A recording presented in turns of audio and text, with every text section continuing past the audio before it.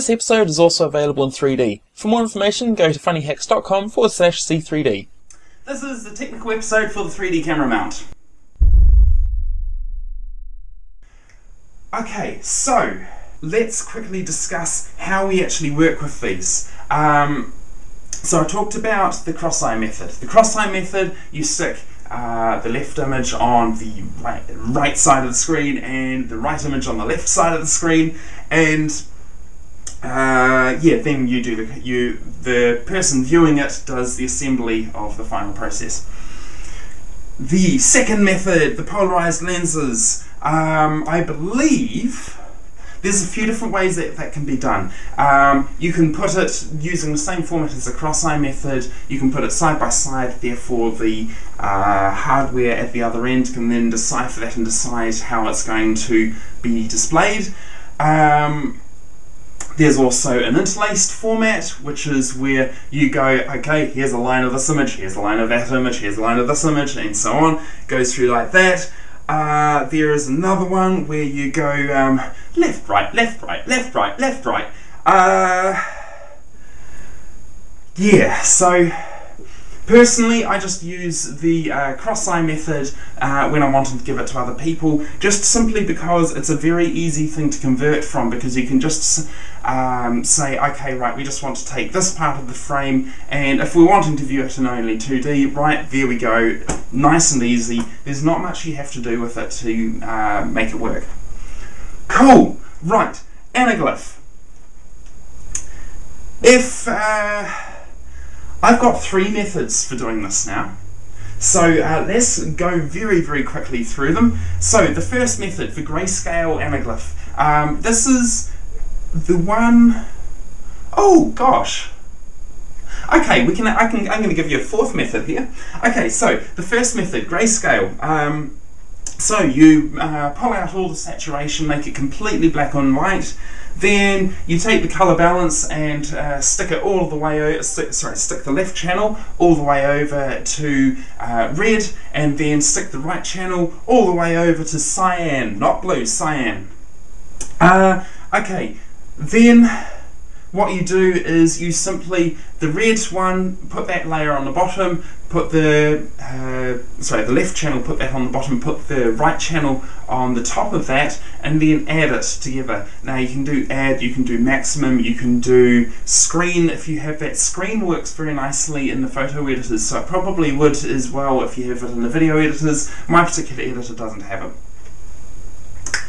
Cool, that is... Right, okay, so that's the first grayscale method. Now I'm going to come back to grayscale because a thought had occurred to me, so we'll come back to grayscale for another method there. Now, another way that I've done this is taken this a step further, but we take out the saturation only on the left channel, and so we make that completely black and white. We then put the color balance, we stick that way over to the left, we then stick the blue channel, the cyan channel with the right eye. We then stick the color balance way over there, but we haven't done the desaturate on it, so it's just the color balance.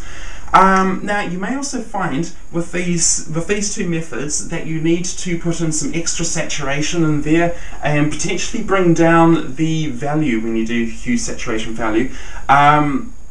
Potentially bring down the value, so then you don't get unnecessary white, which will then give you ghosting.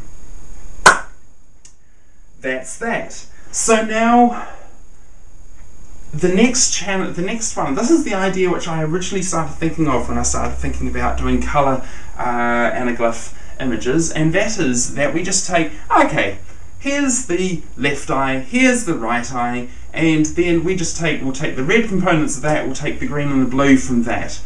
This gives you very easy results. It will give you very clean results. You'll get absolutely no ghosting. The color portrayal will be slightly off, and that's because the color will be exactly right. However, your perception, if you view something that is intensely red, then that red is going to look a little bit meh, because you're going to see the red only in the left eye and not in the right eye, but you should actually be seeing something about that red in both. and so therefore bringing down the saturation can actually help solve that a bit.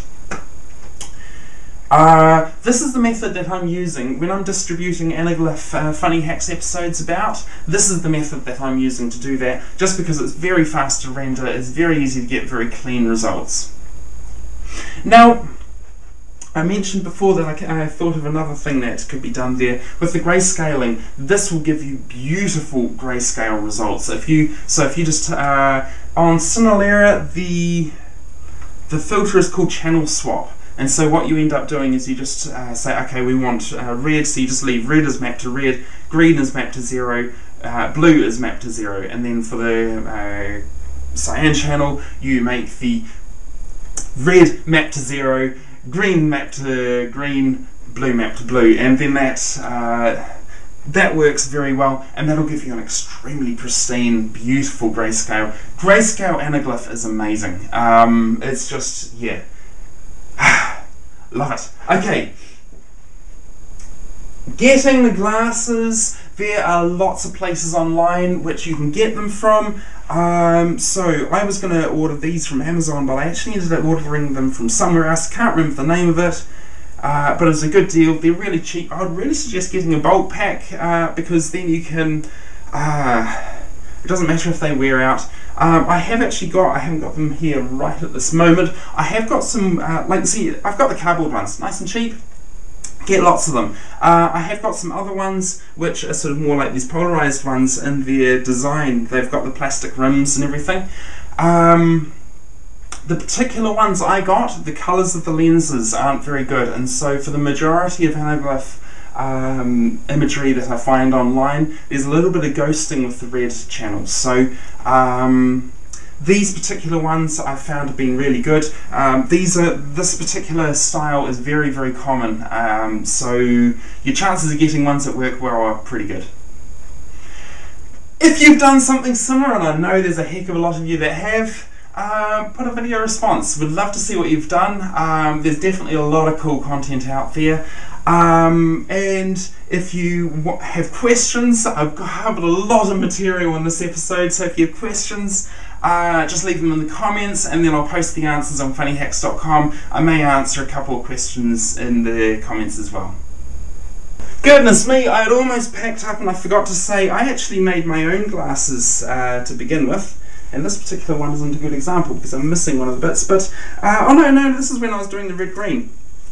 So yeah, I just got some cellophane. That gave pretty good results as sort of a start playing on the cheap. So yeah, if you can't get hold of your whatever glasses you'd like in short term, these are a great way to start. Okay, I've got to stop talking, this one's far too long.